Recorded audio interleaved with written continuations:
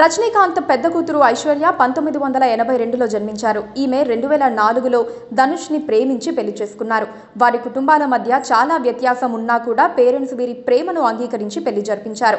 Bus conductor స్థాయి నుండి ఇంత స్థాయికి చేరుకున్న రజనీకాంత్ సింప్లిసిటీనే ఇష్టపడతారు.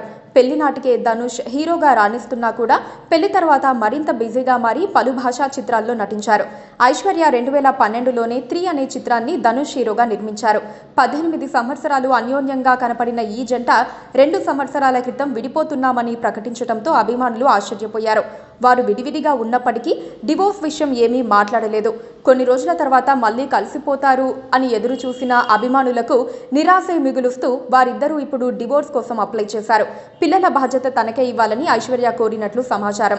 యాత్ర రాజా, లింగరాజాల విషయంలో మాత్రం ఇద్దరూ కలిసే నిర్ణయాలు తీసుకుంటారని, వారికి సంబంధించిన స్కూల్ ఫంక్షన్స్ కి కూడా కలిసే హాజరవుతారని తెలిసిందే.